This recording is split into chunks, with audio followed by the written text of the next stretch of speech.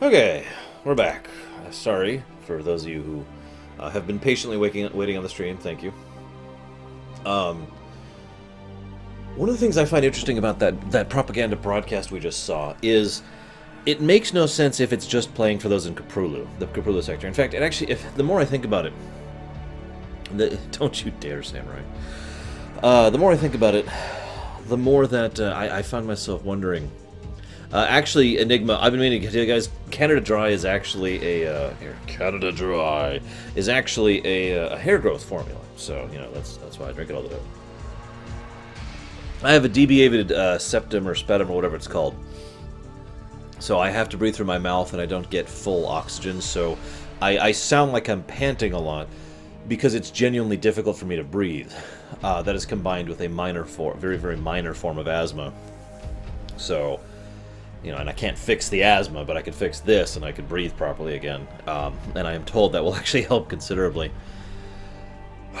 Anyways, so I love the implication because think about everything they talked about. They're like, nobody else could defeat the Zerg, but we could defeat the Zerg. And the Zerg were going to attack Earth, which, by the way, is total bull for anybody not aware of that. So the Zerg were going to attack the Earth itself.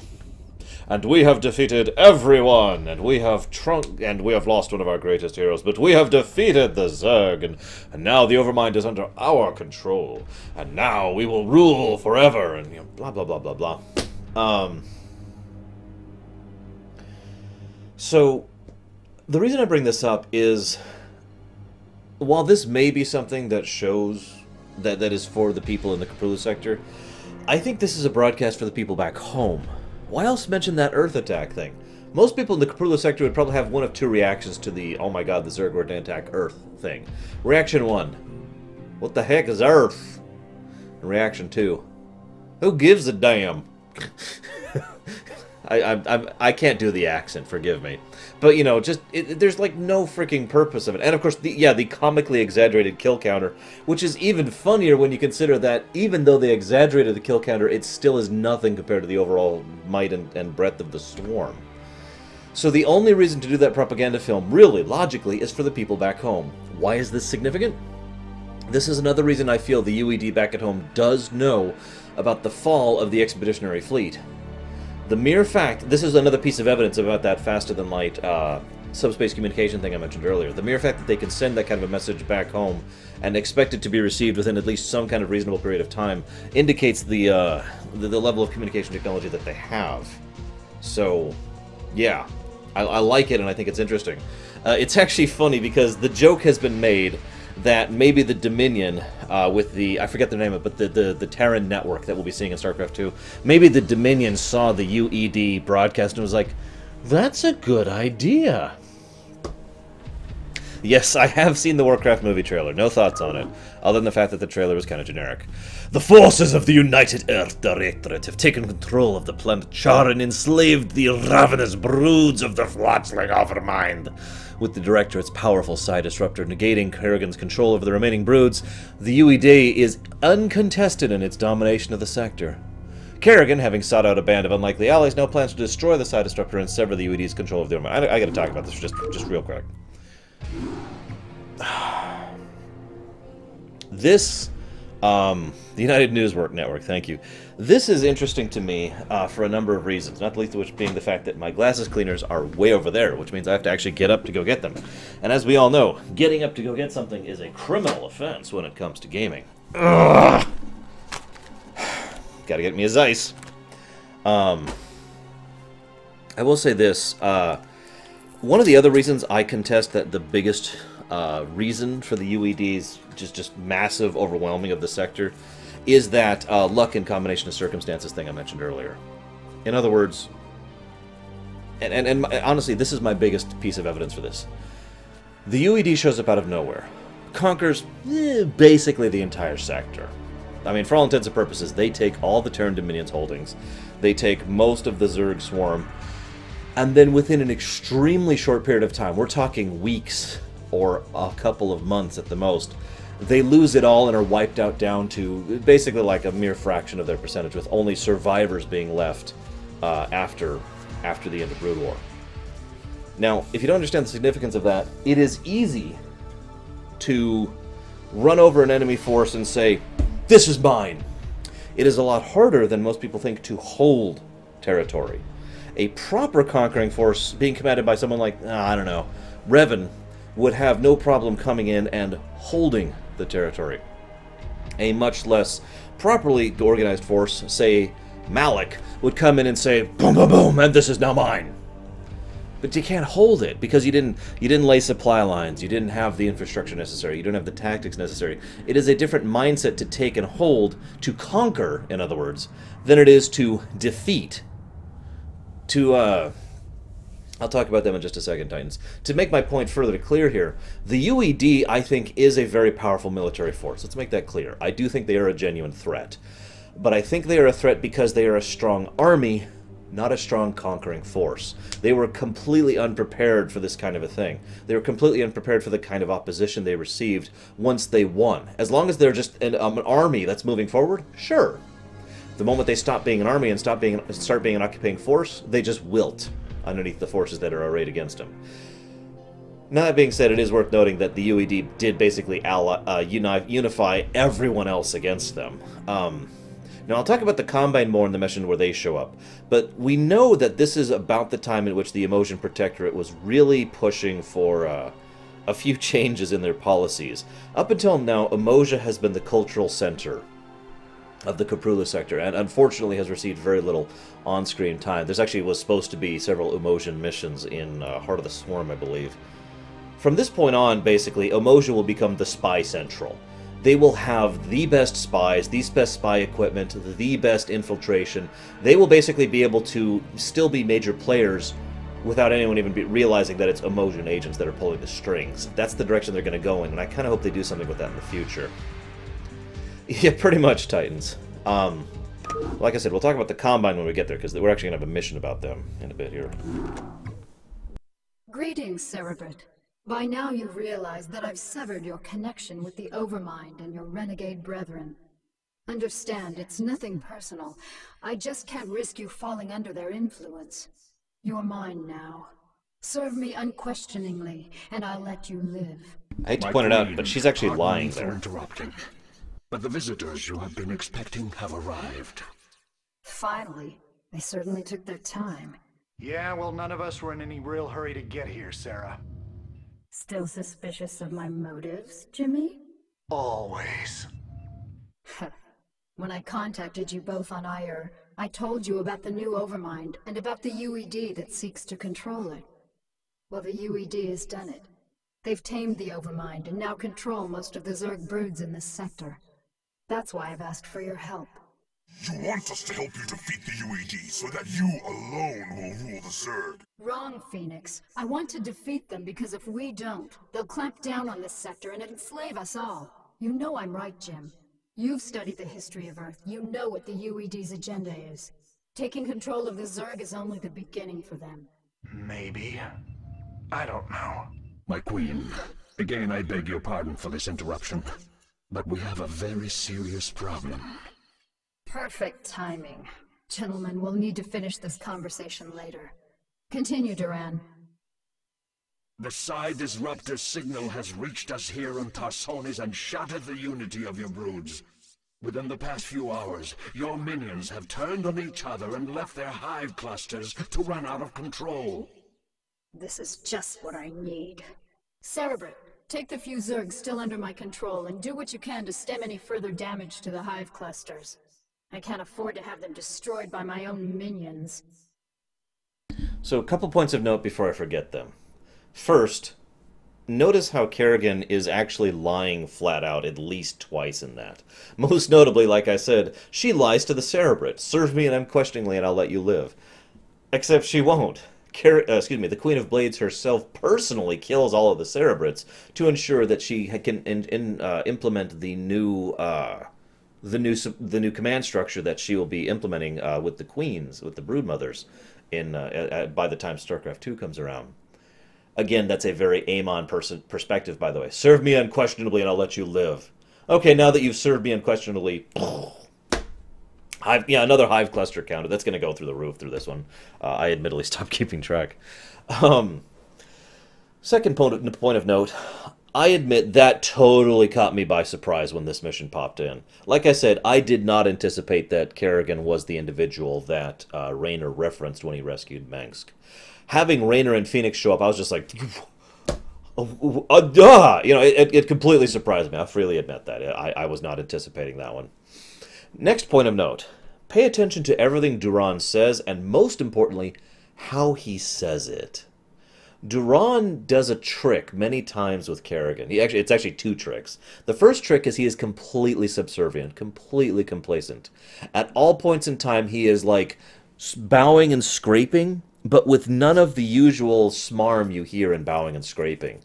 If I may use a parallel, anybody out there watch Deep Space Nine? I should start the mission. If you have watched Deep Space Nine, you know that there's a character called Weyu. There we go. Anyone remember Weyu? My queen, the hive structures are not responding to the Cerebrate commands. There is no way to reinforce your warriors. Cerebrate, you'll have to make do with the warriors you have. Slaughter the dissident Zerg in my name. Weyoun is what Duran is behaving like. Now, as we know, that's not how Duran actually is. Duran couldn't give 10 craps about her. This is a fun mission, by the way. Yeah, Weyoun's amazing, by the way. Weyoun's one of my favorite characters in Deep Space Nine, in all honesty. And he has surprising depth and complexity to him for someone who it seems like he'd just be a bastard. But Weyoun, he genuinely believes in the superiority and the deityhood, or whatever you want to call that, of the Founders, of the Dominion as a greater whole. He honestly thinks that that is the way things could and should be. That's how Duran is acting. And I want to stress that word, acting. He doesn't actually believe... I forget the actor's name, but he's a great actor. Duran is basically pulling it off as, "No, my queen, you are the only one that matters, and I will serve you unquestionably," and yada, yada, yada. He is, in other words, the perfect toady. The perfect Tony. Jeffrey Combs, thank you. Yeah, he's awesome. And he comes, and that it completely placates Kerrigan. Later on, there will be a point in time at which Kerrigan is betrayed by Duran. And not even for a second does she suspect it. Literally not even for a second. Does not even occur to her that she's been betrayed because of how thoroughly he has manipulated her, simply through his actions. Great manipulation on Duran's part. So that's the first trick he's pulling. The second trick is he's pulling the Columbo trick. I hope at least some of you have watched Columbo. Maybe? No? Okay, maybe not. Columbo used this trick where he would pretend to know less than he does to trick others into telling him things he already knew, to confirm them, basically, to trap people in their own words. And on several occasions, Duran will pretend he doesn't actually know things he does, specifically to try and convince you to give yourself up, basically, to reveal what you actually know, and to reveal what he does not already know about the situation. It's a brilliant tactic. Yeah, one more thing, just one more question, you know. I like Columbo, by the way, good show. So, we see right from the beginning, Duran is just playing her. Just completely playing her like a puppet. Just absolutely. Honestly, Kerrigan didn't even serve a chance. But the greatest irony of this is the wonderful theme, the second major theme I've talked about, that has been prevalent throughout all of StarCraft, coming up once again. And that theme is hubris.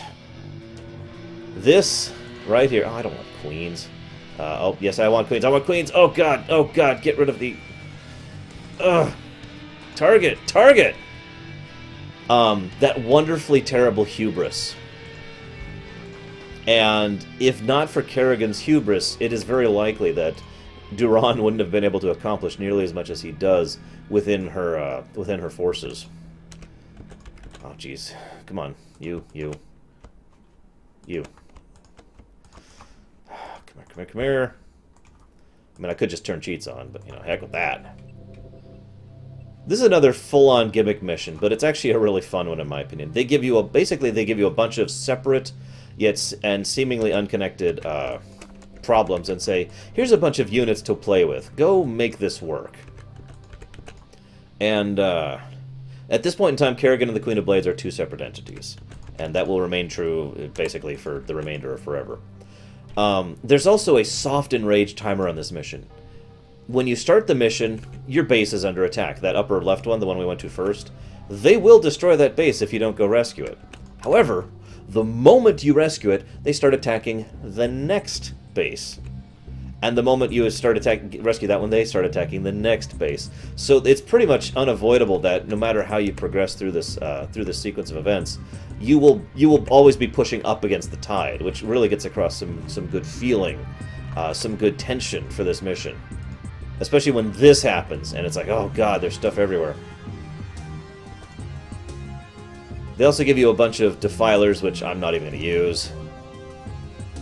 Or do I have to? No, I don't have to. I'm not wrong. Oh wow, Tripium. I could see that with hero units. I wouldn't see that with normal units on the Zerg. I've actually talked about that before. Oh yeah, we have Nidus Canals. Duh, I forgot we have Nidus Canals. Duh.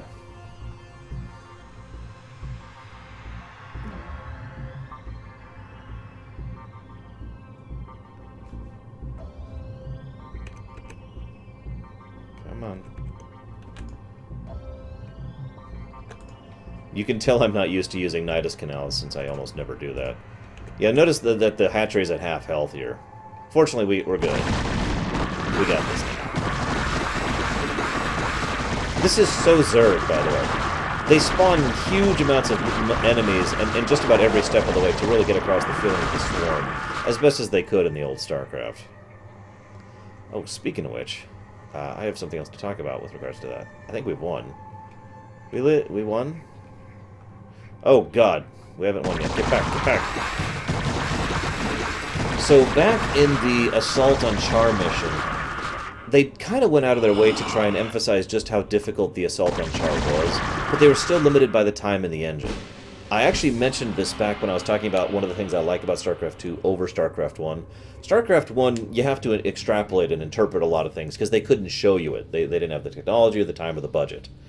StarCraft 2, they did. So when they invade Char in StarCraft 2, you see just how amazingly difficult and brutal and horrifying of an assault it is, and how just barely people even managed to reach the surface. That's how it always should have felt, assaulting Char. But it never really did because they couldn't show that, so you had to just think about it for yourself. So that's just a good one-to-one example of what I was talking about back then. A junkie who hates politics? No, because you're probably using two different words and you don't know it, Night Forager.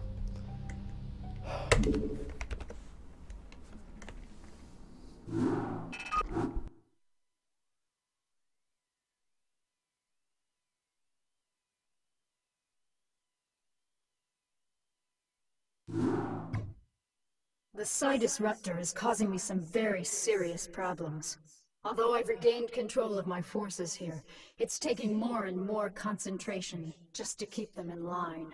Oh. All right, boys and girls, listen up. Our objective... Whoops. I hit start by accident. Sorry, guys.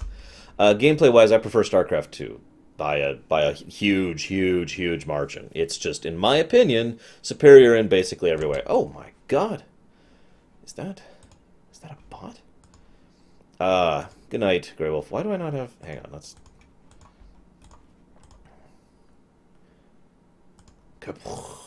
There we go.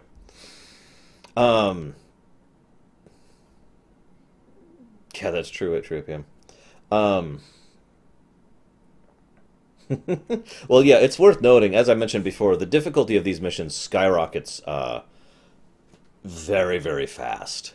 I actually kind of feel a little bit relieved, if I'm honest, that we're not that we're cheating for the last ones, because some of these Zerg missions are just mean. In response to Enigma's question, I hate myself for saying this, but I would probably go with the people who do not utilize slavery. Although there are some gray areas there, and you would have to define some things. It would be too much of a case-by-case scenario, in other words. Oh, for God's sakes. Where's... Okay, so... There we go.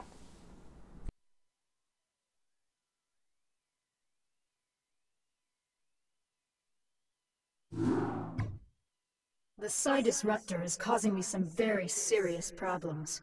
Although I've regained control of my forces here, it's taking more and more concentration just to keep them in line. Oh, my heart's breaking for you, Kerrigan. Now exactly why was it that you asked Phoenix and I to bring Minx to you? Are you still suspicious that I'll kill him for abandoning me to the Zerg? I've gotten over it, Jim. We can't afford to let petty hatreds jeopardize our plans for the UED. That's reassuring.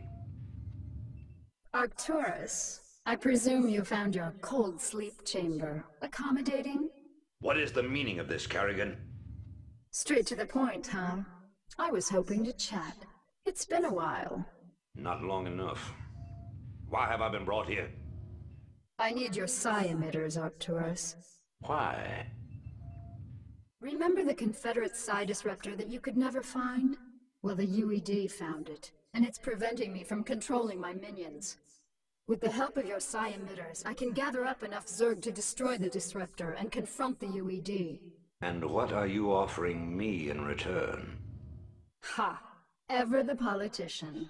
All right, Emperor. If you help me destroy the disruptor, I'll help you retake Core Hall from the UED.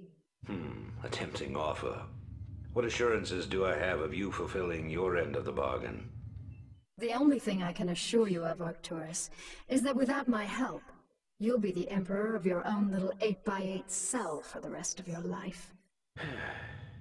I see that you're still a persuasive speaker. All right, Kerrigan. I'll lend you some emitters, but this had better be worth it.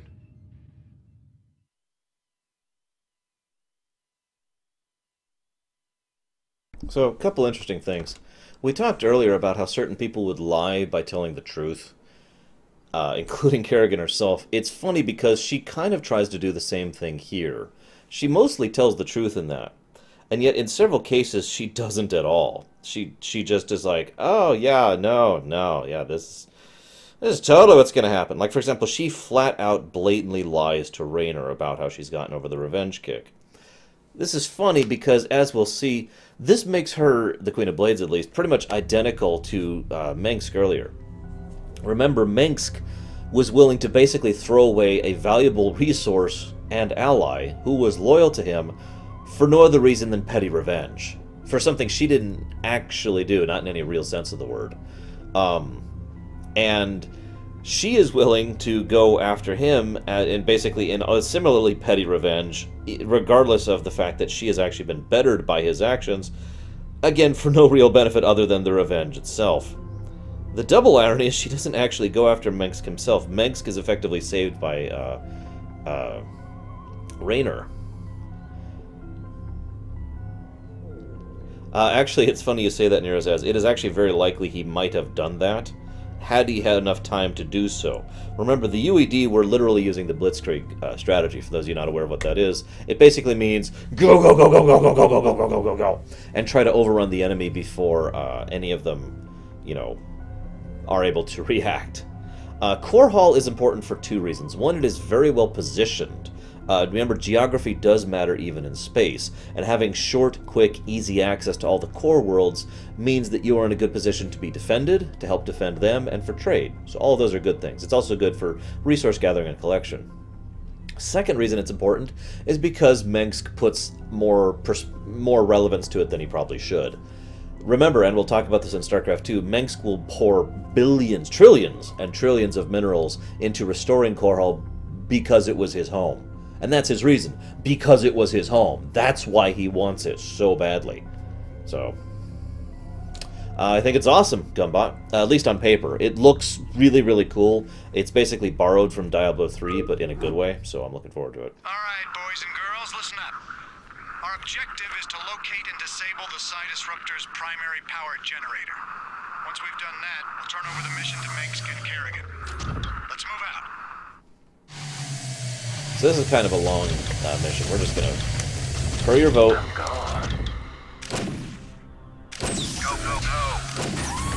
Just gonna flat out cheat.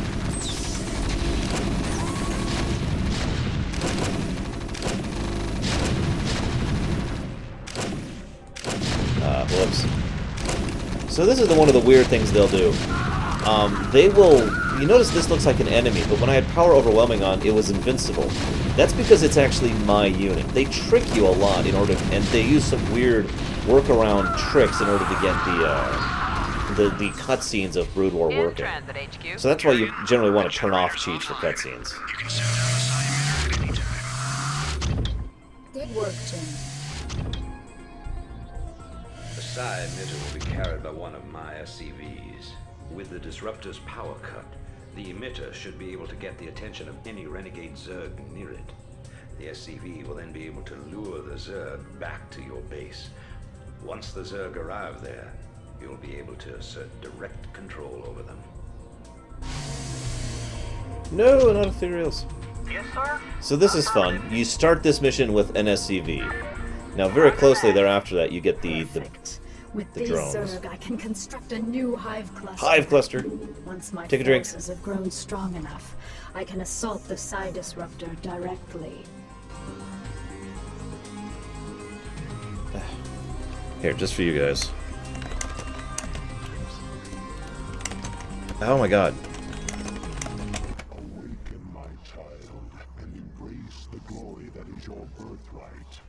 Know that I am the Overmind, the eternal will of the Swarm, and that you have been created to serve me. Serve the Hive. I control the groove. Serve the Hive. I control the groove. Serve the Hive. I control the way you move. How you like my groove, Dagoth? I read you.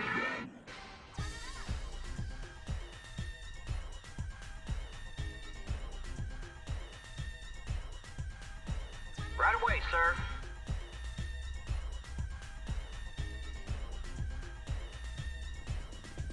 Serve the Hive. Feel the groove. I control the way you move.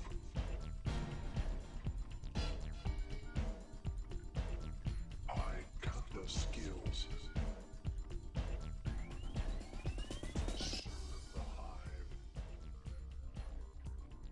Feel the groove. I control the way you move.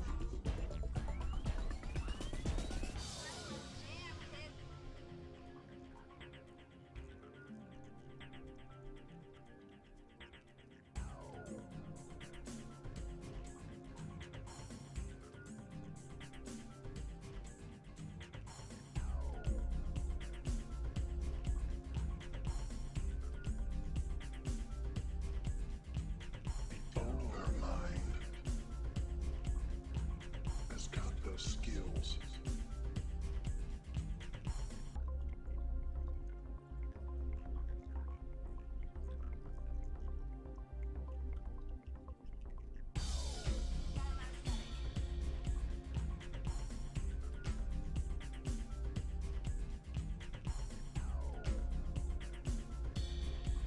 So, I hate to talk over this scintillating music, but I actually rather like this mission. It's another base versus base with a gimmick.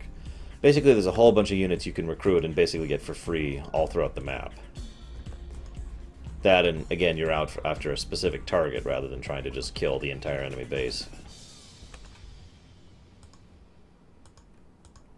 Also, there's polar bears.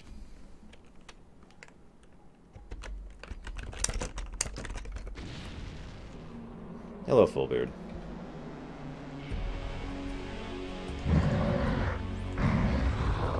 Go, Ulchi, go! One thing I do find funny is they really don't defend the side disruptor with all that much.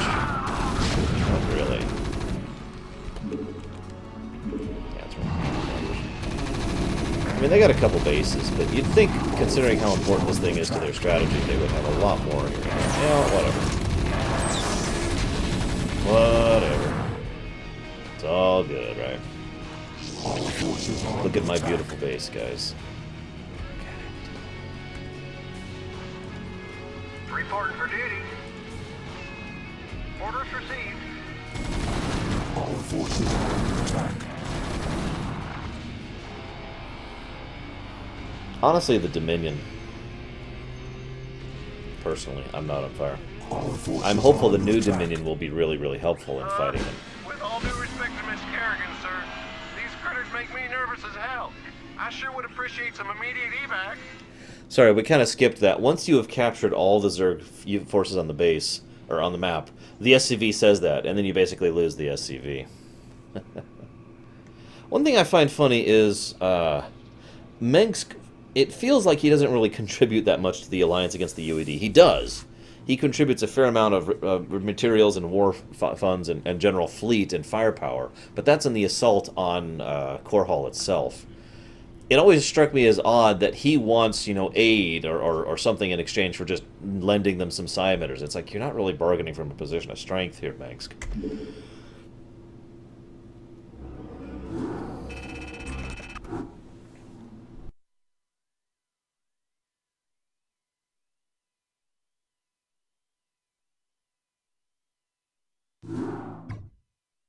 Now that the Psi Disruptor has been destroyed and Kerrigan has regained control of her minions, I fear that she will forget our pact and turn on us. I know what you mean, Phoenix. I'd love to believe that she's on the level, but there's a part of me that just knows better. However, I do believe that she's serious about taking out the UED. The only real question left is what happens to us when she wins. If you ask me, she's completely untrustworthy. But so long as she'll help me retake Core Hall, I'll work with her. Shut up, Arcturus. If I wanted your damn opinion, I would have beaten it out of you. And in case you forgot, you're the reason she became what she is in the first place. You boys should really learn to play nice with each other. Kerrigan, are your forces ready to assault Core Hall as we planned? Nearly. I still need a substantial cache of resources in order to build up my primary hive clusters. I'm wondering if you gentlemen wouldn't mind going on a fuel raid for me. It sounds like you've already got a plan. What are you thinking? I'm thinking that we should pay the Kalmorian Combine a little visit. Moria is one of the largest resource nodes in the sector. If you can bypass their defenses and steal enough resources from them, we'll be able to afford a full-scale assault on Core Hall. It's risky, but I think we can handle it. Phoenix, are you into this? If it betters our chances, I will lead the assault myself. Great. Let's get moving.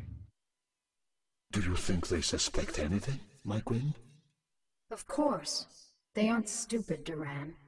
They're siding with the evil they know over the evil they don't. They simply don't yet realize what it will cost them. So, first of all, that's a +1 to the the hive cluster counter. So take a drink. Is Resurrection the Alan Shazar stuff, or is that the prologue stuff, Grow? Either way, the answer is no, I guess. I don't intend to do either mission cluster. I would prefer Enigma, the people with the armor and the tech, personally. Sarah, I want you to infest as many Terran command centers as possible. Once they're infested, we'll be able to use them in our coming assault on Core Hall. So this is a great mission for 2 reasons. Basically, you can infest Terran command centers for the next mission. Now, they didn't really have the ability to do variable scripts back in the day.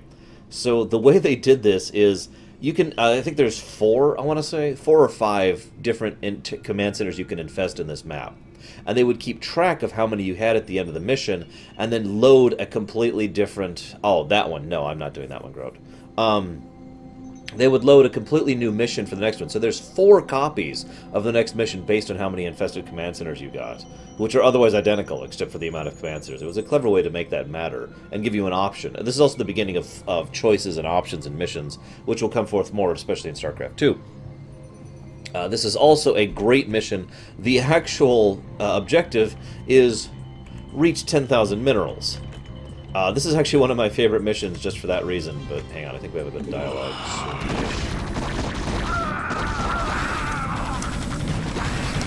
Now.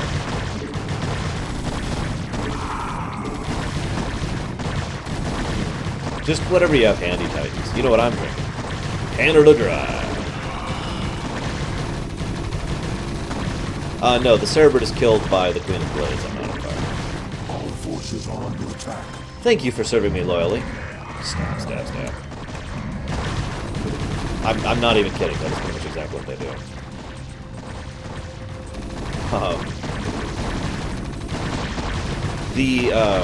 So this is the Kelmorian Combine, which I'll talk about as soon as Phoenix is done talking. Which he will be done talking... We'll start talking soon. I know he's got a line. Say it, Phoenix. It is difficult There it is. to believe that I am working alongside my greatest enemy in order to save this sector. Fortune has been whimsical of late. You sound like a tired old man, Phoenix. Don't let the fact that I am 368 years older than you dull your impression of me, young Raider. I can still, how do you dare and say it, throw down with the best of them. I stand corrected. That also gives us Phoenix's age. Relatively middle-aged for a Protoss. Young to middle-age. It's got nothing but backs, Ed. But it does not have 2 backs, so that's good.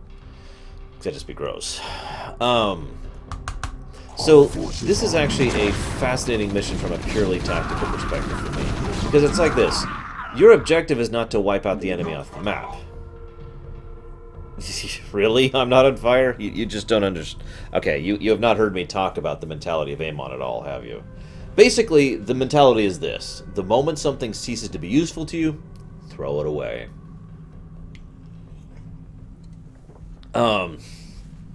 Now... Yes, all Cerebrids have gone extinct. Happy Friday, Marley. You need to gather a certain... Yes, this is basically a Dune 2 mission. You need to gather a certain number of resources, and that's the goal. Not winning, but you have to spend resources to be able to defend your base, take out enemy bases, claim other expansions, etc. In other words, it's a fascinating balance of... Cerebrid. We'll need at least 10,000 units of crystals to maintain the hive clusters. Hive clusters! Don't come back Drink! with anything less. You need to spend the very thing you're trying to gather specifically to go ahead and advance and win the map, but you want to not spend too much because then you'll run dry, and there is a finite number of resources on the map. But you also don't want to spend too little and then run out and actually lose and have the enemy crush you. I like missions like this. It's a fun tactical challenge. That being said, this mission is actually very well designed. Remember how I mentioned back in the original Starcraft, there are a lot of missions where you can just flat run dry on resources, and that was a huge problem in older RTSs, notably Warcraft 2. That's not a case here. There are dozens of thousands of minerals across this map. If you actually somehow run out of minerals before hitting the 10,000 mark, you probably should just restart the map overall. Because, yeah.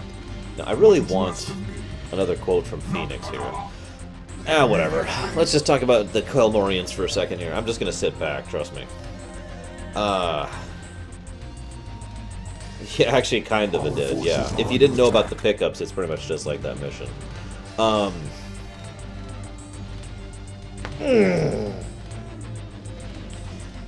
So yeah, this is Moria, aka the home of the Kelmorian Combine, and a hugely wealthy source of resources, obviously.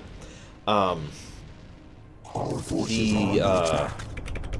Kelmorian Combine, as I mentioned before, was allowed to continue to exist under the reign of the Confederacy at great cost, and the Dominion basically by bribing the Dominion. For those of you who didn't hear me talk about it last time, basically the Kelmorian Combine bribed the Dominion with enough resources so that it would have actually costed the Dominion more to move in, take over for themselves, and generally, you know, control the Kelmorian holdings. And this way, they're basically getting a net positive out of it. It's pretty much the reason why outsourcing is a thing. For those of you not aware, the reason outsourcing is a thing is because it is actually cheaper to let someone else do the job they're already set up and have the equipment and the personnel to do, rather than go through the investment of doing it yourself, although there are benefits to doing it yourself, don't mistake me.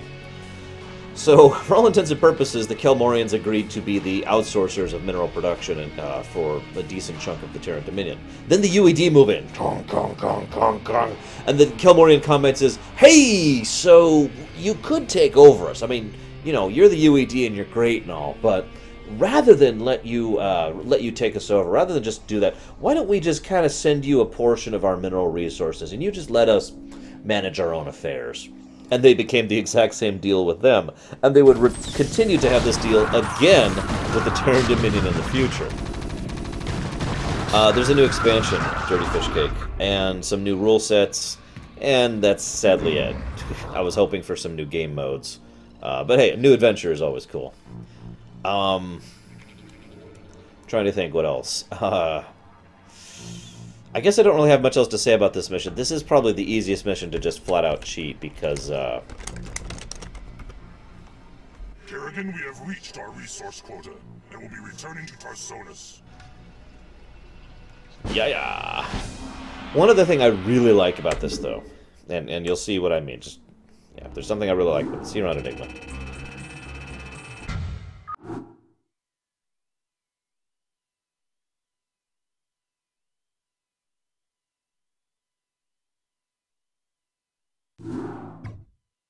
You have all performed superbly, especially you, Phoenix. My hive clusters are brimming with energy, and my broods are stronger than ever. Then let's waste no time. Every moment we sit here means that the UED's defenses will be that much stronger, and I want nothing to stand between us and the retaking of my planet. You're right, Arcturus. The time to strike the UED is now. But remember that we're up against one of the most heavily defended planets in the sector. Laying siege to Korhal won't be easy. Not only does the UED control a substantial standing army, but may have Zerg reinforcements as well. Raynor, you and Phoenix will strike at the more outlying fortification, while my forces are busy assaulting the main UED base at Augustgrad. We've discussed this plan 100 times. Commence the damn attack. Ha! Very well, Arcturus. Before the next sunrise, Korhal will be yours once again. So, notice how Mengsk is literally chomping at the bit to get back into Korhal. It really just kind of showcases how his mind has kind of dissolved since becoming Emperor. I point this out because a lot of people claim how he has become, and I'm just going to use a direct quote here, a Disney villain by the time Starcraft 2 has come around. I'm just going to go and be honest, I don't agree with that. I also think that Mengsk's descent into not having to use his brain kind of started here. He became Emperor and he was just like, and he just kind of let himself go for a bit. It's actually the same exact thing that happened to Emperor Palpatine. And I've talked about this before. Palpatine won, remember? He did it. He took over the galaxy. Now what? That's why Palpatine doesn't do anything really noteworthy after he has successfully manipulated everyone and conquered everything. He just sits back and just like, yep, go ahead, do your thing, guys. You know, it's the same exact situation. He wins. Now what? And Mengsk never really gets back to the heights of who he was before after having successfully become the Emperor. Now, of course, that being said, I don't think Mengsk is completely stupid. He makes several interesting and very intelligent moves in the future. But he also has some very serious issues that are moving against him. But, yeah. Thoughts on the Nova campaign? Yes. Absolutely. And I agree I'm not on fire. It's a very dumb strategy. That's kind of the point. It's that hubris thing all over again. So, I mentioned the thing I like about it. Look at our starting resource count. I don't know how well you can see that, but we are actually starting at 10,000 minerals. I love the continuity of that. And it's actually totally necessary, by the way. I actually usually consider this one of the easier missions, but the only reason why is because I know how to really get going very quickly and very rapidly with the kind of establishment they give you. You start off with 4 hatcheries and a huge bulk of resources, and it's just like, go, go, go, and you're just allowed to just go, wah. So, you know, it's retirement, Goldberg. Don't you want to retire someday?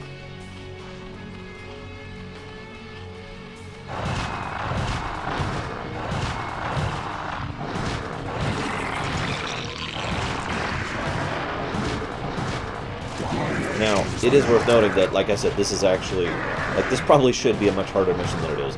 The enemy will hit you early and often, and will consist of Terran and Zerg units basically equally. The two of them are like, rah, rah, rah, and they're just rushing you the entire map. And it kind of sucks, and they will beat the snot out of you a good while. So. Also, notice our Vespene production is virtually non-existent. So that's also a concern. But yeah, that early head start it really makes all the difference in the world. Now, what I hope is when they do the Nova thing, it's more than just like 3 missions, basically. I mean, let me put it to you this way. Oh, what's different is you'll have infested command centers just ready to go. So you can start and infested Terrans basically just cause mineral. The UED has sent its pet Zerg to reinforce their troops. But strangely enough, there aren't very many Zerg attacking. Maybe the UED is having more difficulty controlling the Overmind than I thought. See you, Samurai. So Terran command centers, the infested Terrans basically just cost minerals, and you guys start with tons of minerals, so you can kind of see why that would be a huge tactical advantage. Just, anyways, here's what I'm hoping. I'm hoping we don't get Whispers of the Void again. Let me clarify that statement a little bit. In Whispers of the Void, which it was 3 missions, they were good. Let me make that clear. They had one flaw with them, which pissed me off, I'll be honest. But otherwise, it was good stuff. It was good story. I enjoyed playing through them. And, you know, the missions were decently long missions, but it was only 3 missions. What I'm concerned about is how they're going to implement, you know, further expansion packs, further stories, and if they're going to release, like, just 3 missions. Are you going to try and wrap up Nova's story in 3 missions? You know? Are you going to try and wrap up everything in just a ridiculously small period of time, in which case, what the hell are you doing? I am glad that we're finally seeing the continuation of Nova's story. It's about frickin' time. Since it kind of got canceled from Ghost, and they never really did anything with it in Starcraft 2.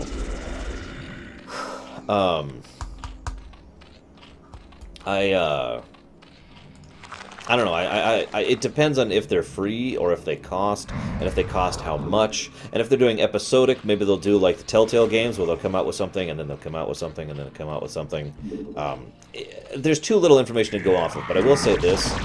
I like the fact that it shows that Nova is finally going back to being Nova, the real Nova, whose name is actually November, as opposed to just, you know, the puppet zealot that she has been forced into being. I think that's another character who really deserves a happy ending. She has gone through hell and back. So anyways, another point of note here, you notice that Kerrigan was like, huh, they're not attacking me with many Zerg as they could or should. I mentioned this because, you remember how I mentioned earlier, do you think the UED could have maintained control over the Zerg? My answer to that is absolutely not. My answer to that is, even if the UED was trying to keep a hold of things, and even if I allow that the UED was able to claim the Overmind to begin with, which I do, I do think that is feasible and viable, in my honest opinion, I think that even here, very short period of time after the UED has conquered Char and Goral, that they are already losing control over their Zerg swarm. That the Overmind is already buckling underneath their feet. Right. Yeah, Zed, that is you're right. I did theorize on exactly that. Really?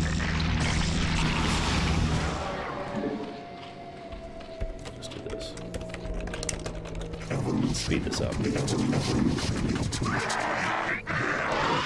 So I'm going to go ahead and finish this mission up and then probably bow out for the night. Tomorrow we'll go ahead and finish up the remainder of Brood War. I was hoping to get through all of Brood War tonight, but it looks like I'm not going to have time. Sorry, guys. I do hope you will join me for tomorrow, and if you won't, well, then that sucks.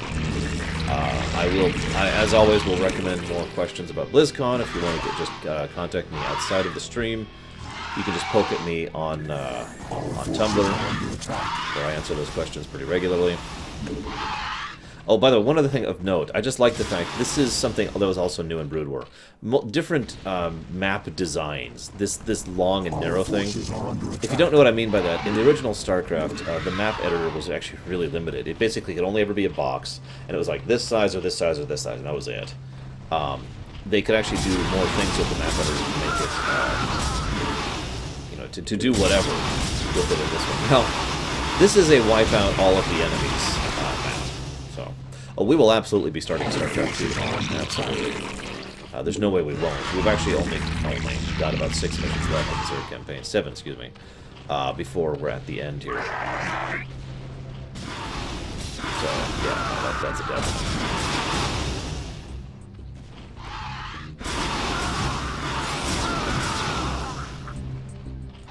I'm not leaving just yet. I am going to finish the mission first.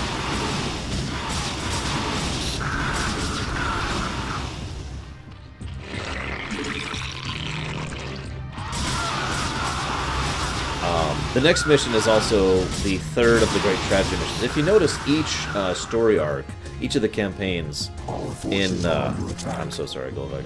Each of the campaigns follows a fairly similar path.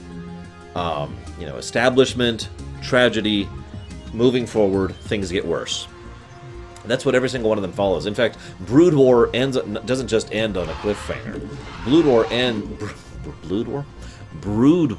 ends basically in a tragedy. Brood War ends and everything's worse. Several people actually thought that StarCraft 2 should have been a much more depressing, much more downer, much more Half-Life 2 style game because Brood War ended so horribly for everyone. Now, hey, it's the Starlight Pit. Oh, and it's a worm from Dune. Which one won, do you think? I defend StarCraft 2 many times, but what I will absolutely agree with, without hesitation or question, is that StarCraft 2 has a hugely different tone than StarCraft 1. It's much more about the epic adventure thing, rather than the terrifyingly depressing everything is doomed thing. Because honestly, that is Brood War's feel and vibe in a nutshell. Everything is doomed, and everything just constantly gets worse. And again, at each point, at a certain midpoint, at a certain midpoint in each of the campaigns, something tragic happens. The loss of Alderus, the loss of Stukov, and well, it's going to come up. And I'm not going to say it for those of you who haven't actually played this, all 3 of you.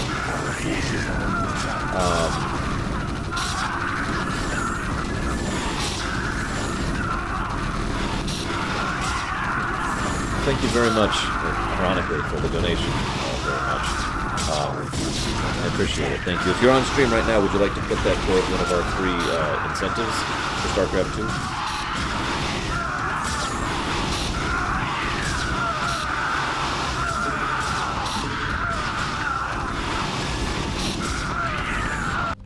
Yeah, exactly, Prog. Amon is winning non-stop throughout all of StarCraft 1. In StarCraft 2, we finally start to push back. Even though we're only making small gains, we're making gains. If you think about it, and I've mentioned this before when it comes to Final Fantasy IV, when I was doing the in-depth review, basically until the end, well, I wouldn't even say that, but basically throughout all of StarCraft, we never win. We are always losing. We are always just barely struggling forward, and for all intents and purposes, losing as we continue on. And that kind of sucks. But at the same time, that's part of the atmosphere. That's part of the way that StarCraft was going. And again, that's probably hey, Aquamouser. That's probably one of the reasons why so many people have such negative feelings towards StarCraft 2, is it lacked that feeling of doom and gloom, and we're constantly losing. We're constantly being pushed back. In StarCraft 2, we start to push back, but again, I'll talk about that more when we get there. God, I have 4 groups of Mutalisks, and we're still just... Come on. Time for the 5th group of Mutalisks. The enemy is stupidly well entrenched on this map. Like I said, that 10,000 minerals, it's necessary. Every single one of them is completely necessary. I'm not even kidding about that.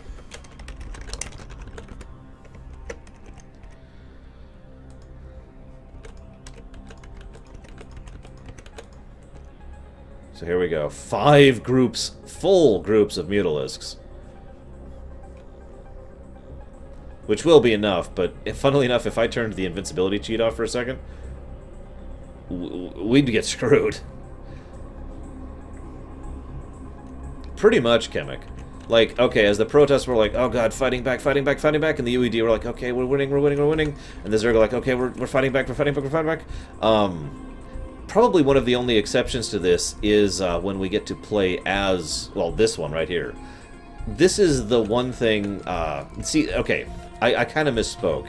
It's not that us, the player, are losing constantly. It's that the setting is getting worse. We are fully, clearly playing the bad guy right now. We are playing as the forces of Amon right now, through his pawns, Duran, and the Queen of Blades. And we are making everything worse by killing all of his opponents and all of their opponents, and just generally making a mess of the entire sector. Think about the literally billions dead in the wake of this war, of the Brood War. Think about how many civilians, military, the entire UED Expeditionary Force, except for a tiny handful of people, is wiped out. Think about how many members of the Terran Dominion and how their military was crushed down to rubble. Think about how many Protoss gave their lives in that final assault. Think about, you know, etc., etc., etc. This is a brutal, bloody, horrible campaign, and we make it happen. And that's one of the things I like about StarCraft's overall approach to storytelling. And again, fair is fair, this is something StarCraft 2 has not done. In the original StarCraft, we have played we have played the good guys and the bad guys, and in some cases both within the same campaign, within the same race. In StarCraft 2, thus far, we have only ever played the good guys. Now, I put that in quote-unquotes. It is heavily debatable if we are the good guys in Heart of the Swarm, and I will be discussing that, of course, when we get to Heart of the Swarm. But there is no denying that we definitively play the bad guys in the original StarCraft, when we play as the Zerg both times, and arguably certain times when we're playing the Protoss, and certain times when we're playing the Terrans, notably the UED. By contrast, we never play, for example, as Amon's forces. There's no play as Amon mission modes in StarCraft 2. There's no play as the Tal'Darim. There's no playing as the Queen of Blades, etc., etc. Yes, I have, Krug. Yeah, it's kind of ludicrous, isn't it, British? The sheer amount of blood that is soaking into the dirt of the Krapula sector is mind-boggling. More people have died in this one conflict. This is not a joke. More people have died in this one conflict than have died across all of human history in real life. Think about that for a moment. And that's not the last of it, too. Many, many, many, many more will die when StarCraft 2 starts. Now, I do too, Prog. But I just want to be fair, I totally get why some people don't like that. Because it is different. It is different from what StarCraft 1 did. And a lot of people think they didn't need to change it.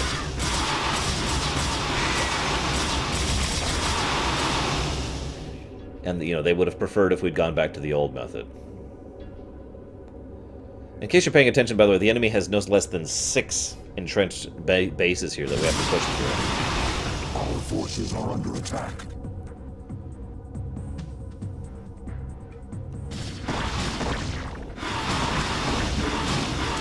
One thing that does work in our favor here is that the UED basically refused to utilize the Terran Dominion's defenses of this area and instead insisted on going ahead and having having it using their own defenses, using their own people and personnel.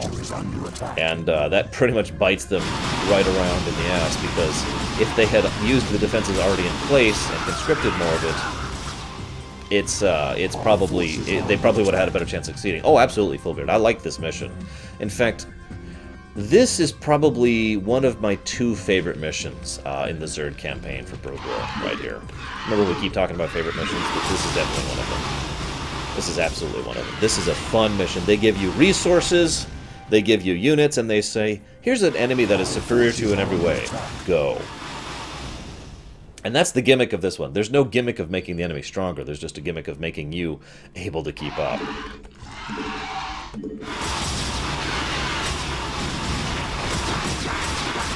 That should be it.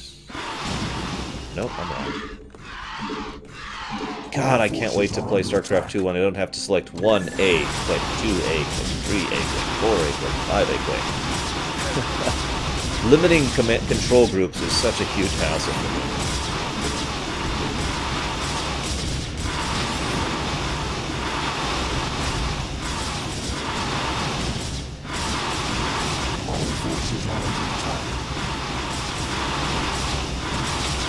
Is that it? Ah. Tell me that's it.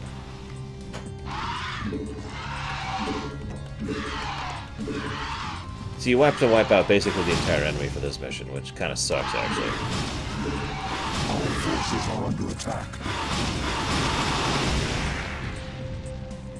So now... Work by Cerebrit. The UED's defenses are broken. Arcturus, you may take possession of this world with my blessings. Don't be snide, Kerrigan. This was part of the deal, remember? I've earned this. I am Emperor of the Dominion again. I'll be sending General Duke to establish my base of operations in Augustgrad.